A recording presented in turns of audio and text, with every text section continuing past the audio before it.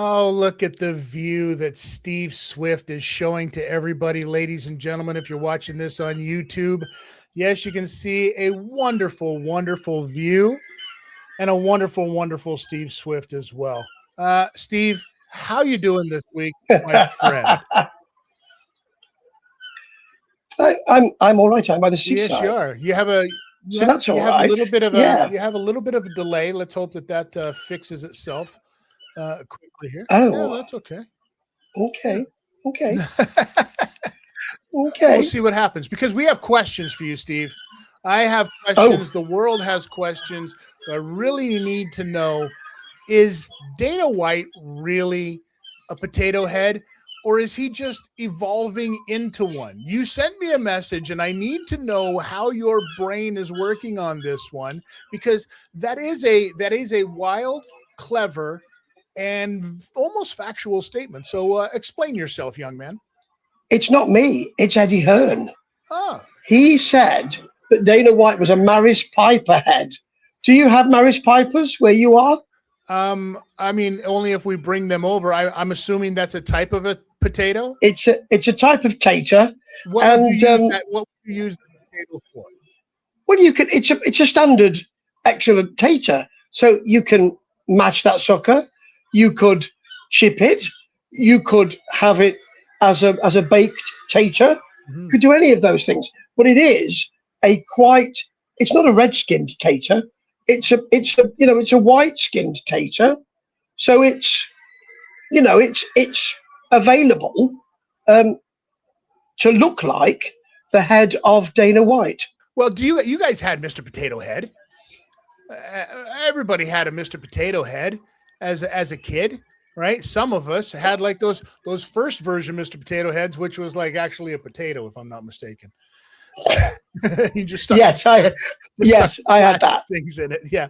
Well, yes. I mean, growing up in the States, we have two types of potatoes really here. We have PEI potatoes and you have Idaho potatoes. But as far as like types of potatoes, I'm sure that there's these fancy names for them. We have yellow ones, we have brown ones, and we have red ones, Steve. Okay. I don't know where you get all these fucking uppity-doo names for them.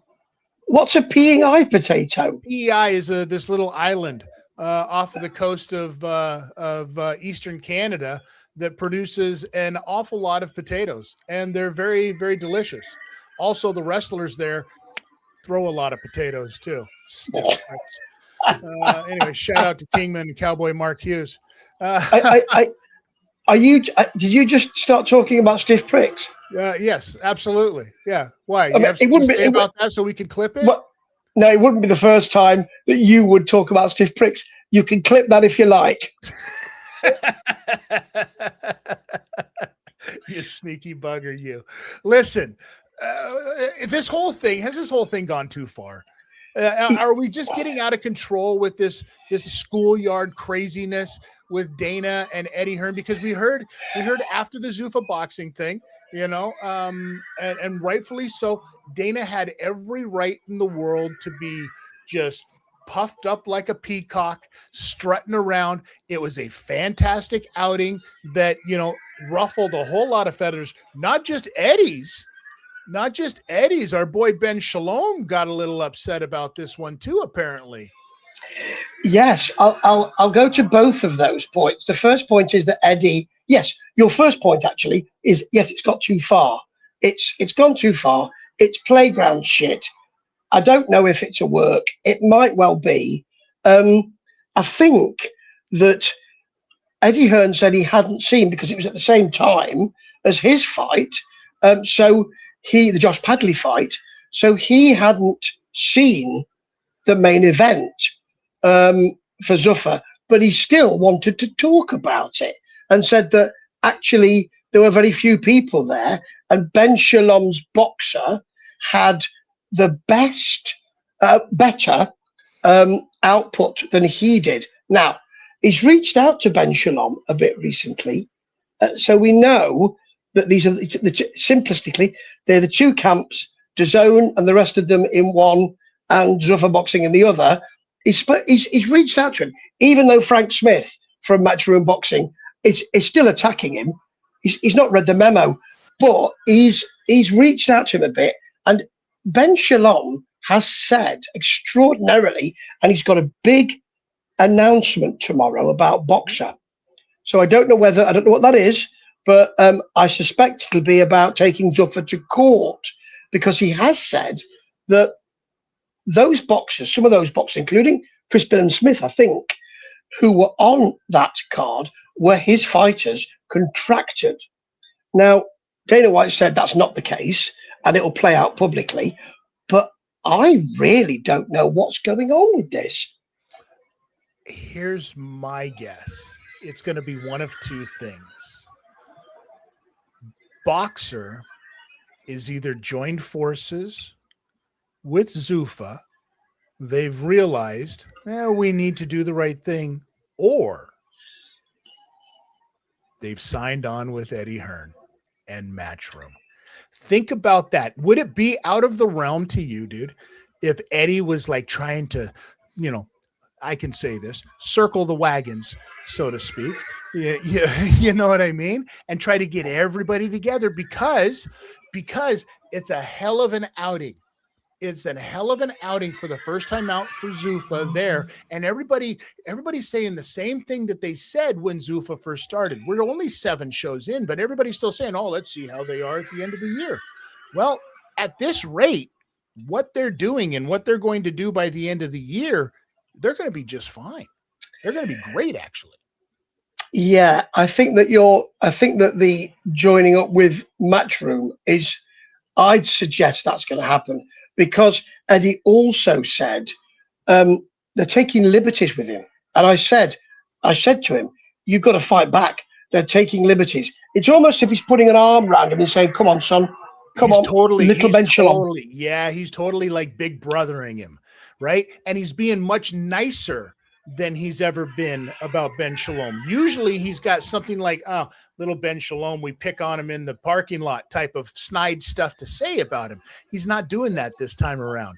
That's what made me think, I can read between the lines, you cheeky bugger. I know what you're getting at right here. And what you're telling us is that there's going to be some joining of forces, right? Because Ben can't fight that fight, but Eddie will stand up with him and he'll help fight that fight against Dana. Yes, plus what's happened with Ben Shalom recently is that, and Ben Shalom, I've got a lot of time for Ben Shalom, but at the time when I was podcasting about him saying, well, Eddie Hearn saying you've only got 4 shows on BBC, and Ben Shalom saying, well, I've got a lot more than that, and me saying, I think Eddie Hearn's bitter. He actually did have only 4 shows on the BBC, but not anymore, because the BBC are continuing with that deal. And I think that for all his shouting about it, I think Eddie wants the BBC. I really do. That could be very well. I mean, and then why not? Why not? Sky against BBC, Eddie Hearn against Zuffa, Matchroom against Zuffa. And this is how you slowly work them into the mix. And the next thing you know, we're doing Matchroom versus Zuffa versus, Queensbury. You're doing them all. It's a whole thing is crazy and it's a work. Speaking of Eddie Hearn and things that are probably a work, what is going on with Tyson Fury? Eddie Hearn, again, is probably right. Because shut up about that. Oh, no. He's so gorgeous with those flashing blue eyes and that dark hair. So gorgeous. But the thing is, not you fuckwit. Eddie Hearn. The thing is that he said a while ago when he was talking, I think, about, it was during the Christian Prenger and Anthony Joshua announcement. And he really talked it up. And he's bloody good at that. He's a really good hype man. And he was talking about, well, we think that because Tyson Fury needs another warm-up fight, that he's frightened because he didn't get what he wanted after the 12 rounds against Arslan Makhmudov. But I have a hot take on this. Please. My hot take is that he didn't do well against Arslan Makhmudov, and he's expecting us and you, me and you, and other boxing punters to see him against Nelson Heiser, the Albanian Eagle, if it is him, 22 big knockouts against people you don't know. We can watch him and watch him beat up Nelson Heiser or whoever it is, and we'll completely forget about his struggle against Makhmudov, a slightly better opponent. So what you're saying is that Tyson Fury needs to pump up his tires a little bit before he goes in and fights anybody of any kind of status or stature inside of the heavyweight division. Yeah, I think it's affected his ego. I think that the struggle against Makhmudov has affected his ego, which I think is affecting the way he feels about the fight with Anthony Joshua. And I think he needs an easy win to pump that up and to feel good about himself. But that's what he thought Makhmudov was going to be. He did. Right? He thought that was going to be an easy win for him, and it didn't work out so well. Like, stay retired then, bro. Just stay fucking retired. You've got the money. You've got the fame. You've got a TV show. Come on. What do you need to be in there muddying up the heavyweight division for, you shithouse? Because he just loves the boxing, shithouse. He just loves the boxing. That's why. I just want to come back for the boxing. Boxing is dead, and I am boxing. Right? That's not a great comment. No, I knew exactly who it was. I knew exactly who it was. Absolutely. Now, speaking of guys and whining, is Rico Verhoeven on the whinometer with you as well this week, Steve? He's a 9 out of fucking 10. I mean, he's been quiet this week, but I mean, first of all, on the way to the airport, he puts in an appeal against that Mark Lyson premature. We say it was premature. It was stoppage.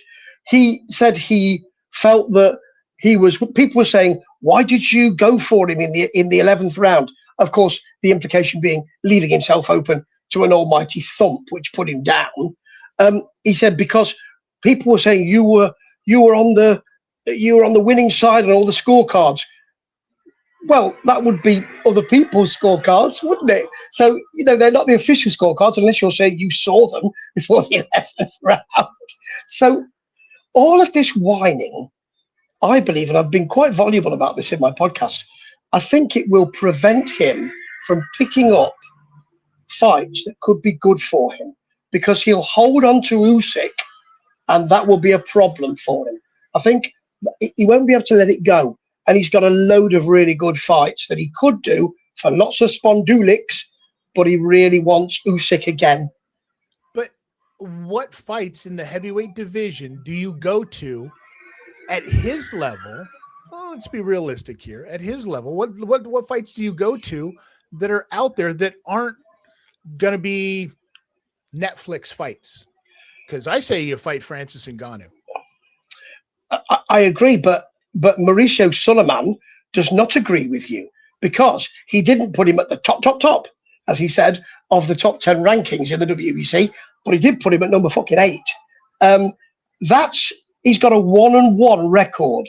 And when you put someone who is actually a champion, you put him, or a mandatory challenger, Sanchez, below him, and you don't even put Murat Gassiev in your top 10, and he's a champion, it's shocking. But that means that even though I agree with you that Ngannou would be a great fight for him, or as you say, Alistair Overeem, something like that, then that's not going to happen, because, well, it might happen, but actually he'll be thinking, oh, I could fight all sorts of great boxers here, because he's in that top 10.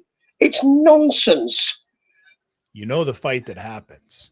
You know what they're trying to make happen. They'll try to make it. I think this is why Eddie, the Eagle, the mastermind, the sneaky fucker behind the scenes here, this is why he wants that UFC heavyweight champion, Tom Aspinall, out of his contract. Because then you take Tom Aspinall and you take Rico Verhoeven and you put them on fucking Netflix, Steve. You put them on Netflix for Jake Paul. That's what you do, and there's the money. That's the fight for Rico. That's it. Yeah, it is. If Rico, you're right. Again, you've done it again. You've done it again, Holmes. Although he's not Eddie the Eagle. That was somebody totally fucking different. Oh. You're getting your Eagles mixed up. Sorry, I'm messing up my British superstars. Apparently, both of them are famous for going fucking downhill. That's what I'm saying, Steve. Okay, what? How dare you take the piss out of my boyfriend Eddie Hearn? How dare you, with his flashing blue eyes and beautiful dark good looks? Now, you can clip that if you like. I think you're absolutely right, but I don't think Rico Verhoeven will want to take that fight for two reasons. He still feels that he should have beaten Usyk, so he can't let go of it. Okay. Although we've not heard from him this week, as I say, so he might be better. And I think he thinks he's a definite contender for a championship. Well, then that brings me to my question then, because what does Usyk do? What's next for Usyk now then? It's a mess. So when when I retire, I will have my pensions in place. I will, I'll just get my slippers on and I'll be prepared for this. And nobody will be whispering in my ear, you need to fight this person. You need to fight that one. He's got a retirement plan. I mean, as I say, retirement, because he's going to come back and fight for boxing in their Legends division. I believe this. So he's got a retirement plan that was actually he was in control of. So Rico Verhoeven, either Ajit Kabayel or the winner of Wardley and Dubois, and then Greedy Belly Tyson Fury. That is gone, and he is now having to. I mean, even I think Jarrell Miller has said he'll fight him. So that is even. I mean, Shannon Briggs hasn't said it yet, but it is a good thing. But I think he needs to control his narrative, because loads of people are saying you need to fight me next. Ajit Kabayel is really going for it. Every week he's saying you fight me, and he's got a sort of countdown. It's a week since the WBC told you to make the fight, drop the belt, or fight me. So he's getting agitational. We saved that, ladies and gentlemen. We worked towards that for the whole show. Thank you. Here's the thing. Does Usyk come across to you as the kind of guy who gives a shit about the belts, though? Like let's say that Usyk decided to be like, have all your belts back. I'm going to keep my money instead of giving it to you, and I'm going to go fight over Zuffa and just make money. And that's that. And put over their heavyweight, because everybody's still going to be able to understand the fighter that is Oleksandr Usyk. And nobody gives a shit about the belt when it's on somebody else, right? Who was the heavyweight champion 3 champions ago? Exactly. Everybody's forgotten by now. You know what I'm saying? So go make your money. You can't, like I've said all over and over, Steve, you can't go to the bank with a belt. No, you're absolutely right. And he needs to grab hold of this probably next week, because the longer it goes on, the more other people are making him look like a dick. So, yes, he could say, well, WBA and IBF, I drop your belts. And they would say, well, you've done nothing with them anyway, you fucking arsehole. Perhaps they'd say that. I don't know if they would, but they might have done, because he hasn't done anything with them, and it grinds my gears. And he could say to Mauricio Sullivan, you know how you were really nice to me to do my fantasy booking thing with Rico Verhoeven? Have them. So he could do that. Not that he's going to say that either. But you're right. He could then say, as he said a while ago, I just want to have fun. Boys just want to have fun. So he might then say, and I'll fight Rico Verhoeven for nothing, for no belt in Zuffa. Maybe he just needs to walk into the office and just sit down with Suleiman, sit down with the rest of them, and just remind everybody. Come to the children. Wu-Tang is for the children. We teach the children. Mauricio would be down with that. And listen, I want Oleksandr Usyk to understand that I wasn't saying he was saying those things, because I think he knows whereabouts I live, kind of. So I really need to reiterate that, Oleksandr. I have the utmost respect for you. Well, there it is. We're going to leave it on that note, Steve, because I don't need you to get hunted down by the Ukrainian whatever that runs with Oleksandr Usyk.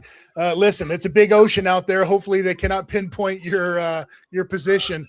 But if they do, Steve, if they do, just remember, like I always say here, before you jump in the water, tuck your chin.